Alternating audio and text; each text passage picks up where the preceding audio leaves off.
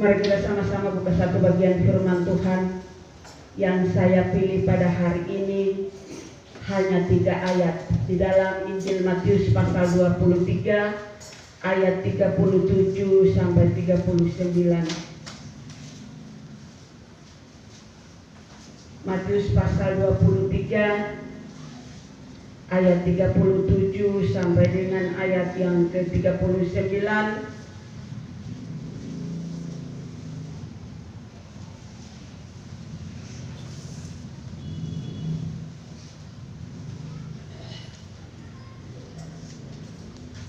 Kalau Bapak Ibu sudah mendapatkannya, masing-masing mengikuti dalam Alkitabnya, kemudian saya akan membacanya untuk kita pada pagi hari ini. Injil Matius pasal 23 ayat 37 sampai 39. Demikian bunyi firman Tuhan. Keluhan terhadap Yerusalem. Yerusalem, Yerusalem, engkau yang membunuh nabi-nabi dan melempari dengan batu orang-orang yang diutus kepadamu. Berkali-kali aku rindu mengumpulkan anak-anakmu, sama seperti induk ayam mengumpulkan anak-anaknya di bawah sayapnya, tetapi kamu tidak mau. Lihatlah, rumahmu ini akan ditinggalkan dan menjadi sunyi. Dan aku berkata kepadamu, mulai sekarang kamu tidak akan melihat aku lagi, sehingga kamu berkata, diberkatilah dia yang datang dalam nama Tuhan. Bapak Ibu yang dikasihi oleh Tuhan, saya percaya ketika kita membaca 3 ayat firman Tuhan ini tanpa tuntunan Roh Kudus, kita tidak akan pahami. Benar? Amin. Sudah pasti kita tidak akan pahami apa maksud daripada firman Tuhan ini. Namun pada hari ini saya ingin untuk membawa kita bahwa ternyata di dalam 3 ayat firman Tuhan ini tergantung berbagai hal atau terkandung berbagai hal yang kita tidak sadari itu ada dalam kehidupan kita. Yesus mengungkapkan duka citanya atas ketidaksetiaan Yerusalem dan kehancuran yang akan terjadi. Saudara mau sadar atau tidak sadar, orang percaya, manusia yang ada di muka bumi ini, ada ketidaksetiaan yang kita pelihara dalam kehidupan kita yang akan menyebabkan terjadinya kehancuran dalam kehidupan umat yang percaya kepada Tuhan. Sekali lagi saya katakan bahwa ungkapan Yesus atas duka cita dan ketidaksetiaan Yerusalem dan kehancuran yang akan terjadi. Dan mau sadar atau tidak sadar, orang percaya sering memelihara ketidaksetiaan di dalam Tuhan, yang di dalamnya akan terjadi kehancuran dalam kehidupan umat Kristen. Sadar atau tidak sadar, itu sering terjadi dalam kehidupan kita. Ketika Yesus mengungkapkan itu, Yesus tahu bahwa apa yang akan terjadi di Yerusalem. Saudara, Yerusalem adalah kota suci dari 3 agama yang mengklaim diri sebagai agama besar di dunia, yaitu Kristen, Islam, dan Yahudi. Dan dari ketiga agama ini mengklaim Yerusalem sebagai kota suci di mana tempat mereka akan beribadah kepada Tuhan. Tetapi di situ Yesus mengungkapkan duka citanya karena ternyata di Yerusalem terdapat orang Israel yang tidak setia kepada Tuhan. Konflik yang terjadi berkepanjangan sampai pada hari ini. Di mana? Di Yerusalem. Saudara, sebelum terjadi hal-hal itu, ternyata Tuhan sudah ungkapkan itu. Sebelum terjadi segala sesuatu dalam kehidupan kita, sebetulnya firman Tuhan itu sudah membuka dan menyampaikan kepada kita apa yang akan terjadi jika kita tidak setia kepada Tuhan. Yerusalem yang adalah kota kudus saja, Yesus berkata, karena terjadi ketidaksetiaan di dalam kota ini, maka akan terjadi kehancuran dalam kehidupan kota ini. Bukan berarti di sana ditempati oleh orang-orang yang beragama, kemudian di sana akan aman, tidak. Bukan berarti kita sudah ada di dalam Tuhan, kemudian kita mulai akan hidup dengan aman, tidak. Bukan berarti setiap hari kita hidup dengan Tuhan, kemudian kehidupan kita akan aman, tidak. Saudara, iblis bekerja dengan berbagai cara untuk menghancurkan kehidupan kita, dan secara tidak sadar kita sedang memelihara ketidaksetiaan dalam kehidupan kita kepada Tuhan dan sedang menumpuk kehancuran dalam kehidupan kita. Ada beberapa hal yang saya dapatkan yang bisa digarisbawahi di dalam ketiga ayat firman Tuhan ini, yang perlu kita pelajari dalam kehidupan kita, yaitu hal yang pertama, Yesus menggambarkan warisan yang akan menghancurkan beberapa orang yang ada di sana oleh karena adanya pembunuhan terhadap para nabi-nabi dan pelemparan batu kepada utusan Tuhan. Saudara, Alkitab tidak menjelaskan berapa banyak nabi-nabi Tuhan yang mendapat pembunuhan atau yang dibunuh. Tetapi sejarah di situ menggariskan bahwa sekitar 70 orang. Tapi yang lebih klasik lagi, ada 5 orang yang disebutkan di dalam Alkitab, bahwa nabi-nabi Tuhan diutus ke tempat itu untuk melayani anak-anak Tuhan. Mereka dibunuh. Saudara, pembunuhan tidak hanya mengangkat senjata atau mengangkat parang kemudian memotong seseorang, membunuh seseorang. Dengan kata-kata yang kita ucapkan kepada seseorang, itu juga adalah pembunuhan terhadap karakter orang tersebut. Bapak Ibu, dengan kata-kata yang sangat tajam yang kita ucapkan, mungkin kadang-kadang kita tidak sengaja, tetapi ketika kita melakukan itu kepada seseorang, kita sedang membunuh karakter orang tersebut. Firman Tuhan berkata bahwa hamba-hamba Tuhan diutus untuk melayani, tetapi terjadi pembunuhan secara fisik. Kalau tahun-tahun sebelum kita lahir itu terjadi, saudara, hamba-hamba Tuhan yang diutus oleh Tuhan itu mereka dibunuh, dianiaya. Di Alkitab itu sudah menuliskan seperti begitu. Tetapi apakah kita sebagai umat yang percaya kepada Tuhan, kita juga harus meniru hal yang sama? Tentu tidak. Alkitab mengajarkan kita, kalau dulu nenek moyang kita mereka berperilaku seperti itu, maka sampai sekarang kita anak-anak yang lahir pada angkatan ini, kita harus berperilaku baik karena Yesus sudah ada dalam hati kita. Bapak Ibu yang dikasihi oleh Tuhan, bahwa ada 5 nabi yang dibunuh di Yerusalem, yaitu Yesaya, Yahya, Zakaria, Uria, dan Yeremia. Bahkan Yeremia itu dianiaya, disiksa secara hidup-hidup. Saya ingin sampaikan kepada kita, sikap hidup kita ketika kita tidak menghormati seorang selain Tuhan, itu kita sedang membunuh karakternya. Karena apa? Hamba Tuhan bukan malaikat. Hamba Tuhan adalah manusia biasa. Dan firman Tuhan itu memerintahkan bahwa ketika hamba-hamba Tuhan diutus di tengah-tengah kita sebagai jemaat yang dilayani, ada rasa hormat kepada mereka. Saudara, saya ingin sampaikan lagi, dengan kita malas beribadah, sebetulnya kita juga tidak menghormati Tuhan. Dengan kita malas tidak mau cari Tuhan, itu kita sedang melawan akan Tuhan. Kita tidak setia kepada Tuhan. Jika terjadi seperti itu dalam kehidupan kita, apa yang akan terjadi dalam kehidupan kita? Firman Tuhan berkata akan terjadi kehancuran. Saudara, di dalam Tuhan kita akan memperoleh damai sejahtera. Sebab orang hidup dalam Tuhan, Tuhan akan memelihara kehidupannya. Tetapi ketika kita mulai mau untuk melawan Tuhan dengan sikap hidup kita, maka akan terjadi kehancuran. Tidak hanya mungkin terjadi yang kita lihat atau diketahui oleh banyak orang, tetapi secara diam-diam ada masalah yang timbul dalam kehidupan kita oleh karena kita tidak setia kepada Tuhan. Maka Tuhan menginginkan kesetiaan itu prioritas dalam kehidupan umat yang percaya kepada Tuhan. Apa artinya kita berkata kita anak Tuhan kalau kita tidak setia kepada Tuhan? Yesus berkata, Yerusalem, Yerusalem, Karena ada ketidaksetiaan di dalam kehidupan Yerusalem, maka akan terjadi kehancuran dalam kehidupan orang yang percaya kepada Tuhan di sana.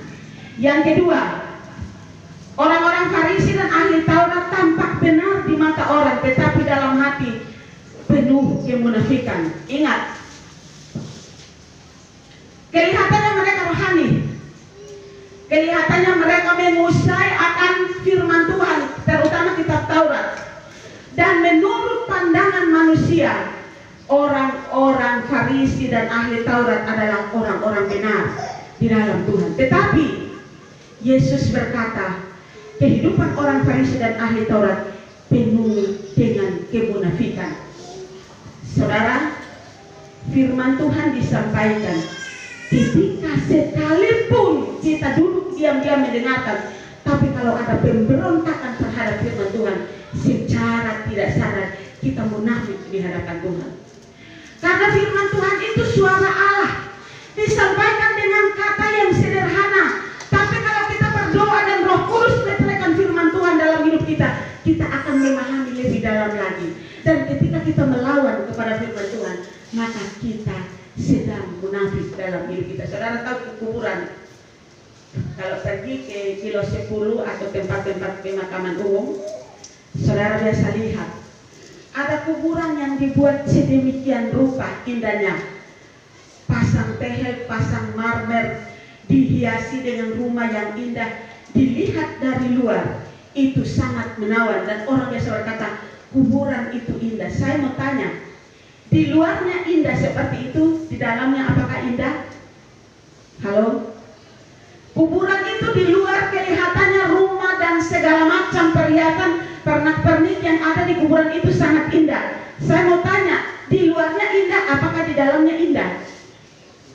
Tentu tidak. Di dalamnya penuh dengan kotoran, bau busuk, dan semuanya itu pasti tidak baik. Kehidupan orang percaya seperti begitu. Di luarnya itu kelihatan baik, tapi kalau di dalamnya penuh kemunafikan, ibarat kuburan yang di luarnya bagus, tapi dalamnya penuh kotoran. Kenapa dibilang munafik? Munafik itu tidak konsisten, saudara. Dengan Tuhan tidak konsisten, dengan manusia tidak konsisten, dengan pekerjaan tidak konsisten. Artinya hidupnya itu penuh dengan kemunafikan. Kalau kita munafik dengan manusia itu wajar, biasa saja. Tapi kalau kita munafik dengan Tuhan, betapa menyedihkannya.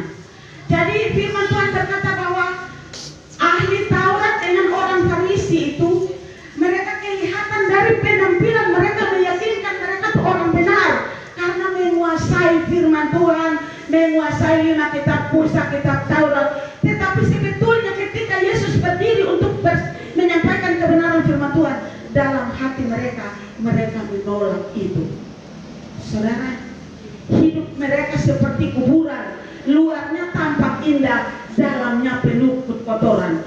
Orang percaya ketika mereka memiliki sikap kemunafikan dalam hati, maka kelihatan luarnya kita itu akan indah tampaknya dilihat orang, tetapi dalam hidup kita penuh kemunafikan, dan Tuhan mencemooh hal itu dalam kehidupan kita. Kita belajar untuk hidup tulus di hadapan Tuhan, karena Tuhan mau ada ketulusan dan kesetiaan. Tuhan tidak mau ada kemunafikan dalam hidup kita. Ketika kita mengikut Tuhan, ada hal-hal buruk yang mungkin ada dalam kehidupan kita, kemudian kita pelihara itu dan tidak menjadi berkat dalam kehidupan kita. Bapak Ibu yang dikasihi oleh Tuhan, orang Farisi ahli Taurat, mereka hidup penuh dengan kepalsuan. Mereka tidak sungguh-sungguh kepada Tuhan. Mereka hanya berpura-pura di depan banyak orang, padahal di dalam Tuhan mereka tidak pernah sungguh-sungguh untuk menerima firman Tuhan. Karena apa? Menganggap diri pintar. Saudara lihat orang berpendidikan, orang yang memiliki pendidikan tinggi, ketika dia mendengar firman Tuhan, dia akan menganggap firman Tuhan itu biasa. Tapi orang yang memiliki pengetahuan yang rata-rata, mereka akan mendengar firman Tuhan. Firman Tuhan itu akan bekerja dalam hidup mereka, dan mereka akan menjadi orang-orang yang taat dan setia. Alkitab tidak pernah memuji orang yang berpendidikan tinggi, yang memiliki titel sana sini kemudian mereka taat pada firman Tuhan. Tapi Alkitab dia memuji seorang janda yang taat untuk melakukan firman Tuhan.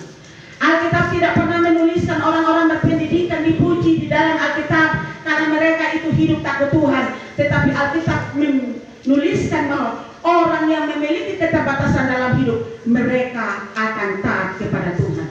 Bapak Ibu yang dikasihi oleh Tuhan, belajar untuk kita taat kepada Tuhan bukan dilihat manusia, melainkan Tuhan yang melihat hati kita. Maka Tuhan akan memberkati kita. Jangan sampai Tuhan mencemooh kita sebagaimana orang Farisi. Allah berkata atau Yesus berkata bahwa tampaknya dari luar mereka adalah orang-orang yang benar, tetapi sesungguhnya dalam hati mereka sering menolak firman Tuhan. Ada berapa banyak orang percaya yang hari-hari ini mereka hidup dalam segala kemewahan, kemudian mereka menolak firman Tuhan yang adalah suara Allah sendiri. Ketika firman Tuhan disampaikan sedikit menyinggung tentang sikap hidup mereka mulai kecewa dengan Tuhan. Mereka mulai kecewa dengan hamba Tuhan. Mereka mulai kecewa dengan firman Tuhan. Kemudian mereka mulai mengubah kesetiaan mereka menjadi tidak setia kepada Tuhan. Saudara, minggu kemarin saya sampaikan firman Tuhan kepada ibu-ibu. Saya masih bicara tentang pukat, bahwa pada akhir zaman itu kerajaan surga diibaratkan sebuah pukat yang dilabuhkan di dalam laut. Segala jenis ikan itu akan datang masuk di dalam pukat itu. Kemudian pukat itu akan ditarik di pinggir, lalu orang duduk dan memilih ikan yang bagus, ditaruh di pasu di tempat yang sudah disediakan. Kemudian ikan yang tidak bagus bukan dibilang mereka simpan untuk nanti persediaan di kemudian, tetapi firman Tuhan berkata ikan yang tidak bagus dibuang. Lalu dikatakan di ayat yang berikut di bawahnya bahwa pada akhir zaman itu malaikat akan datang, kemudian akan memilih orang-orang benar dan akan dibawa ke tempat yang sudah disediakan dengan Tuhan. Sedangkan orang-orang jahat akan dibuang ke api neraka. Kemudian sambung lagi Yesus berkata, mengertikah kalian akan pernyataan ini? Kemudian orang-orang yang ada mereka menjawab, kami mengerti. Yesus berkata, hal kerajaan surga seumpama tuan rumah mengeluarkan perbendaharaan yang lama dan yang baru dari dalam rumahnya. Ketika kita mendengar firman Tuhan, kita tidak menyimpan firman Tuhan dalam hati kita, maka kita ibarat orang Farisi yang mengeluarkan perbendaharaan yang ada dalam hati kita. Firman Tuhan yang dulu sampai sekarang kita tidak simpan dalam hati kita, tetapi kita buang saja begitu dan kita tidak memperoleh apa-apa. Usia kita sudah mendekati 30, 40, 50, 60. Pertanyaannya, berapa banyak kebenaran firman Tuhan yang kita simpan dalam hati kita? Adakah yang pernah kita masih ingat berapa tahun lalu khotbah seorang hamba Tuhan? Adakah kita masih ingat beberapa minggu lalu khotbah seorang hamba Tuhan? Atau adakah kita ingat khotbah minggu kemarin seorang hamba Tuhan?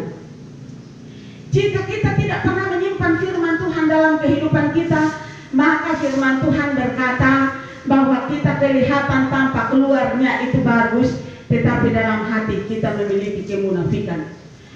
Orang Farisi dicap oleh Yesus karena mereka memiliki sikap begitu.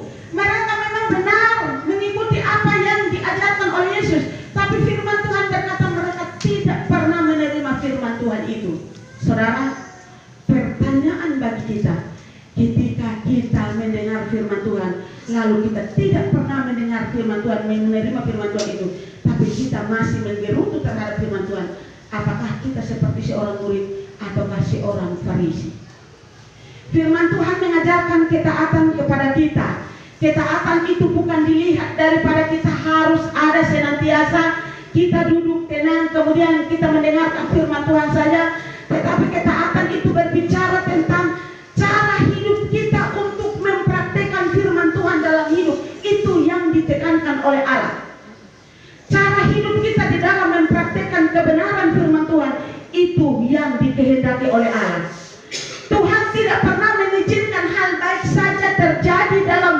kita, tapi Tuhan sering mengizinkan hal buruk terjadi untuk menguji kesetiaan kita kepada Tuhan.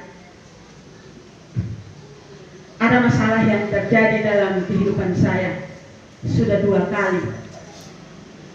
Bapak Ibu, secara manusia, hari Selasa kemarin, jika bukan bagian orange di badan saya, mungkin saya sudah buat masalah. Tapi karena saya lihat ini saya pakai pakaian begini, nanti kalau keluar di berita pegawai negeri sipil bikin masalah. Jadi saya sudah seperti begini, itulah ujian. Kemudian saya kasih turun lagi dan saya hanya berbicara dengan mulut. Apakah Tuhan hanya mau mengizinkan hal baik bahwa kita akan selalu dihormati di mana tempat kita berada? Tidak.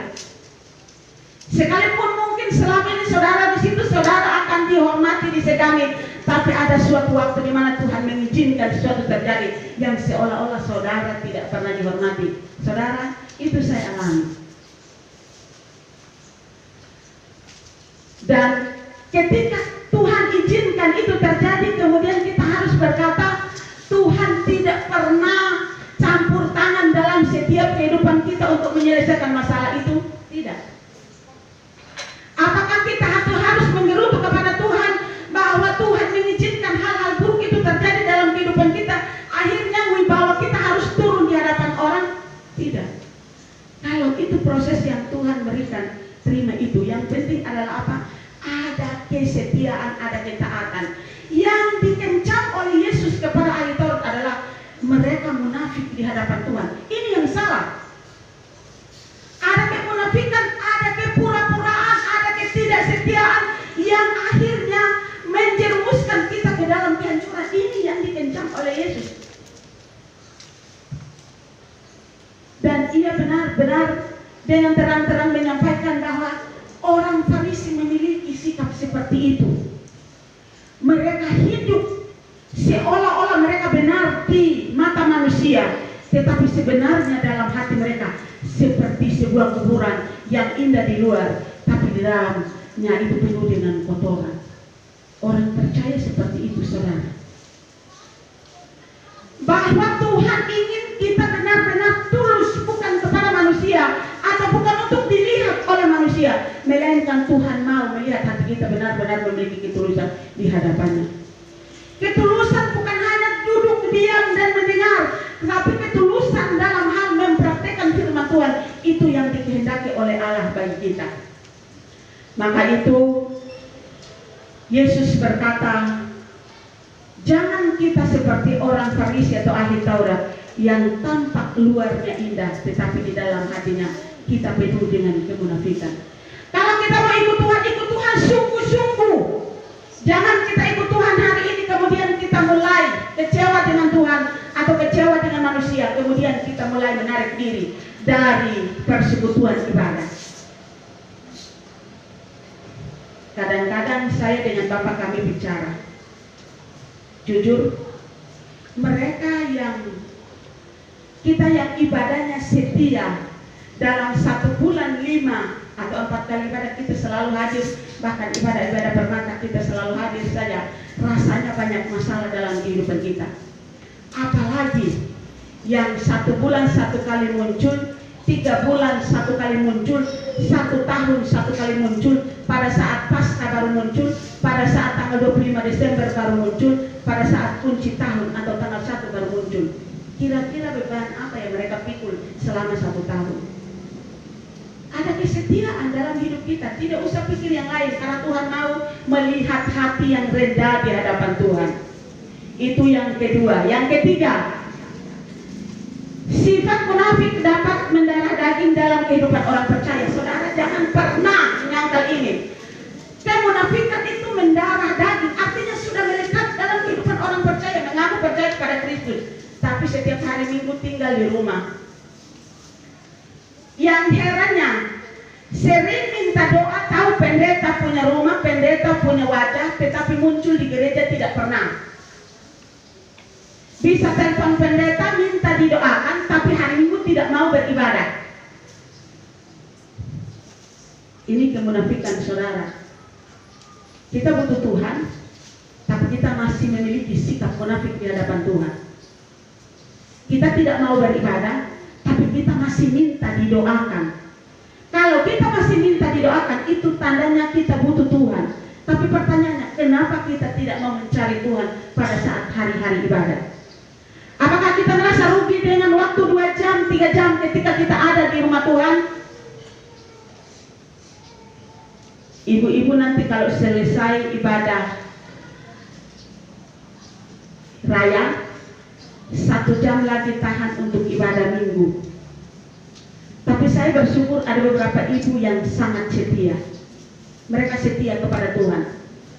Sekalipun mungkin ada kesibukan di rumah, mereka berkata kita ibadah dulu. Tapi jika memang tidak bisa, maka mereka izin. Ada kesetiaan. Ibu-ibu, saya ingin sampaikan, kalau mau rumah tangga diberkati, yang harus kuat berdoa di dalam keluarga adalah seorang istri. Ingat, seorang istri harus kuat berdoa di dalam kehidupan keluarga. Jika seorang istri lemah di dalam berdoa, bagaimana yang akan terjadi dalam kehidupan keluarga? Sedangkan orang yang kuat berdoa saja banyak masalah, apalagi yang main-main dengan Tuhan. Sifat munafik mendarah daging, artinya itu sudah kebiasaan buruk. Saudara mau dinasihati seperti apapun, kalau memiliki kemunafikan dalam hidup, kebiasaan buruk dalam hidup, dan tidak mau lepaskan, maka itu akan tetap ada dalam kehidupan. Kalau itu sudah menjadi kebiasaan buruk dalam hidup, itu tidak akan pernah lepas. Saudara lihat saja, contoh, orang kalau sudah biasa mabuk, ya, dan dia benar-benar terikat dengan kemabukan atau alkohol itu, dia tidak akan pernah lepas. Kita menasihati bahwa ini ada masalah, itu ada masalah, nanti jadi seperti ini kamu sakit, dia tidak akan pernah dengar. Karena apa? Sudah mendarah daging. Artinya apa? Kebiasaan buruk itu dipiara dalam hidup selama-lamanya dan tidak boleh lepas. Maka itu firman Tuhan mengajarkan kepada kita, jangan sikap kemunafikan di hadapan Tuhan itu menjadi darah daging dalam kehidupan kita. Kenapa? Karena kita akan sulit untuk melepasnya. Kalau kita sulit untuk melepaskan sikap seperti itu, maka tidak ada ketaatan dalam hidup kita kepada Tuhan. Kalau tidak ada ketaatan kepada Tuhan, maka yang terjadi adalah kehancuran dalam kehidupan kita. Ya, karir kita hancur, pekerjaan kita hancur, segala hal akan hancur karena kita tidak taat kepada Tuhan. Tuhan tidak pernah meminta apapun yang kita miliki untuk memberikannya sebagai wujud ucapan syukur kita kepada Tuhan. Tuhan minta hidup kita dipersembahkan dalam kitab Roma pasal 12 ayat 1. Persembahkan hidupmu sebagai persembahan yang hidup, yang kudus dan berkenan. Berkenan artinya apa? Jauhkan hal-hal yang tadi disinggung dalam Alkitab. Jangan ada kata kemunafikan di hadapan Tuhan, tetapi engkau hidup taat dan setia kepada Tuhan. Itu yang dituntut oleh Tuhan.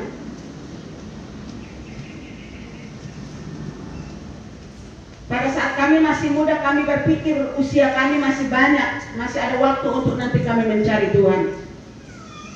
Pada saat kami sudah tua, kami berpikir usia kami sudah hampir selesai di bumi ini, maka kami harus setia kepada Tuhan.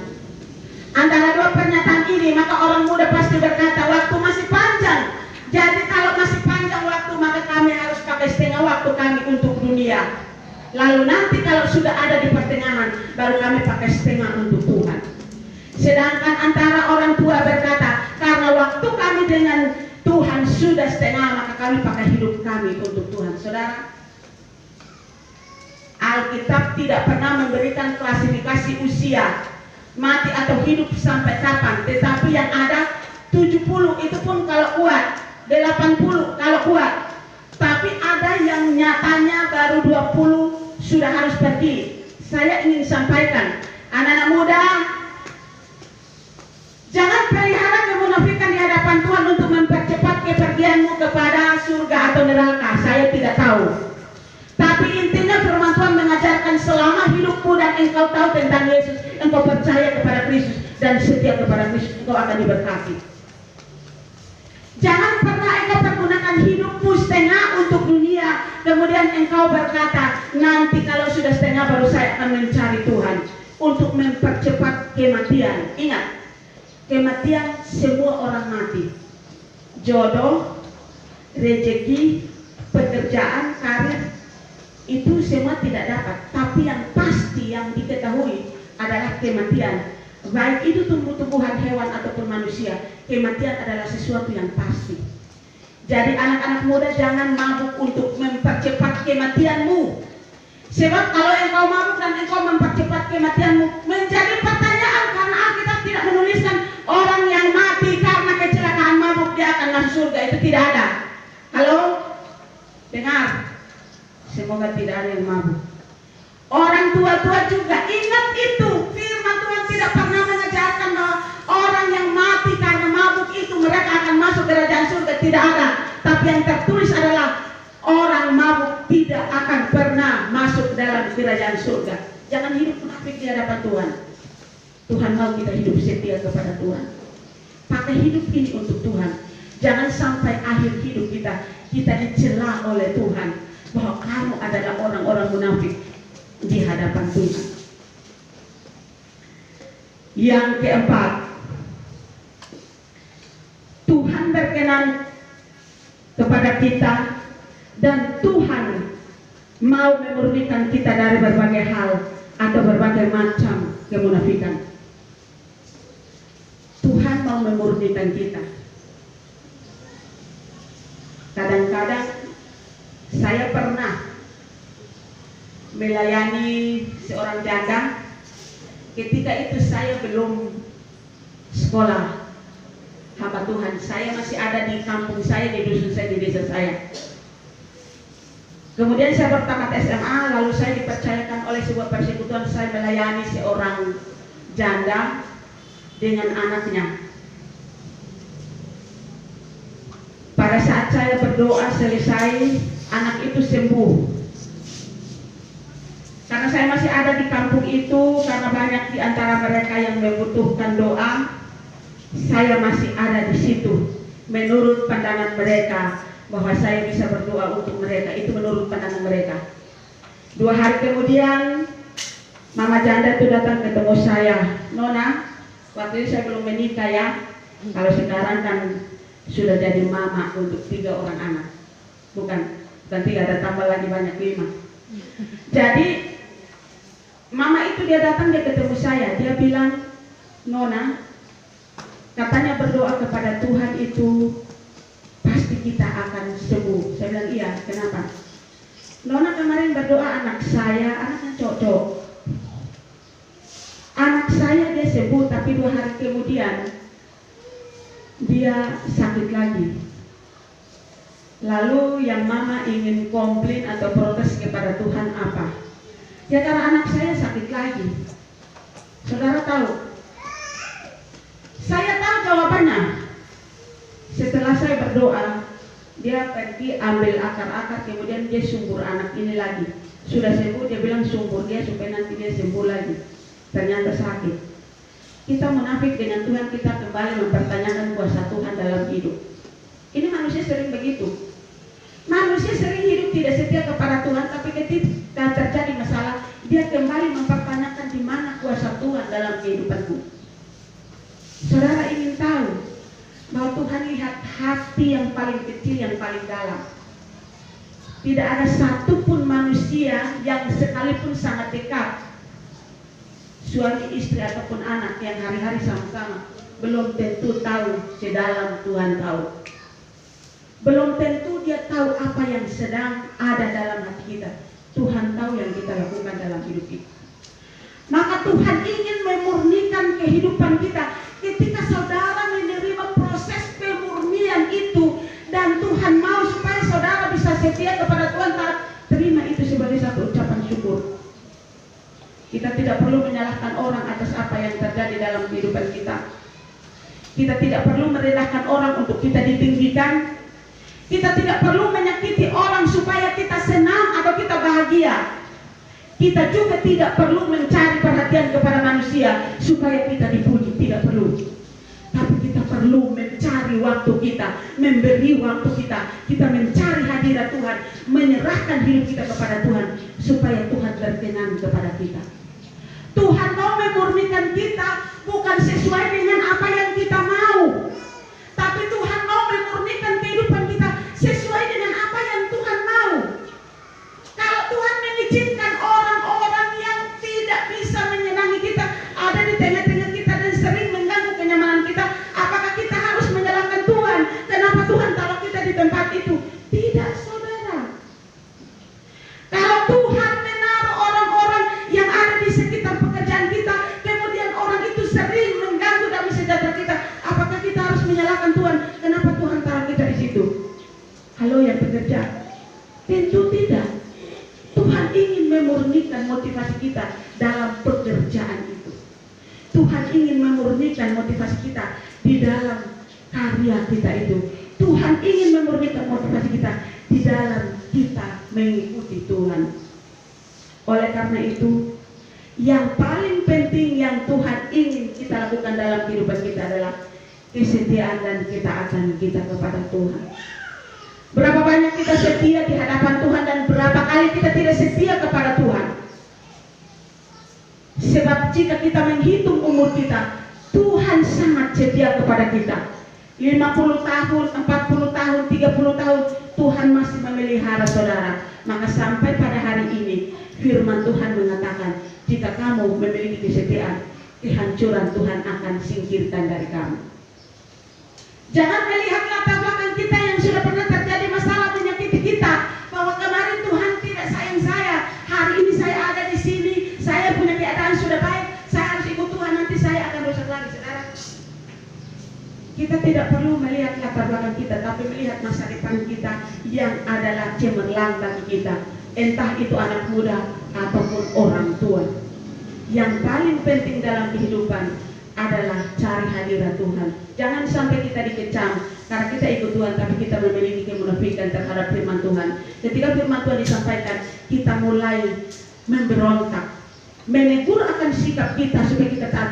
Kita mulai tidak senang, membuat kita untuk kita memiliki karakter yang setia. Kita mulai tidak setuju dengan firman Tuhan. Ini menunjukkan kita memiliki sikap munafik di hadapan Tuhan. Oleh karena itu Bapak Ibu yang diberkati oleh Tuhan, pada hari ini mari kita belajar untuk menyerahkan seluruh kehidupan kita. Sebagaimana Yesus mengungkapkan ke Yerusalem bahwa akan ada duka cita dan ketidaksetiaan Yerusalem dan akan terjadi kehancuran di Yerusalem. Maka biarlah itu berubah menjadi karena ada kesetiaan dalam kehidupan umat yang percaya, terutama jemaat El Shaddai, maka akan terjadi kesuksesan, berkat yang melimpah dalam kehidupan. Yang sekolah Tuhan pasti berkati masa depannya. Yang sudah bekerja Tuhan pasti mengangkat. Yang hanya bekerja di rumah ataupun di luar, dimanapun berada, Tuhan pasti mengangkat. Tuhan yang tahu jalan hidup kita, tapi Tuhan tidak pernah menjanjikan matahari itu akan bersinar terus menerus. Artinya Tuhan tidak pernah menjanjikan ada kebaikan terus menerus, ada terang yang membuat kita selalu bahagia. Tetapi Tuhan menjanjikan sehabis hujan ada sinar yang akan memberikan kesejukan kepada saudara. Sehabis masalah yang dihadapi, ada berkat yang Tuhan berikan kepada saudara. Namun Tuhan ingin kita memiliki kesetiaan di hadapan Tuhan.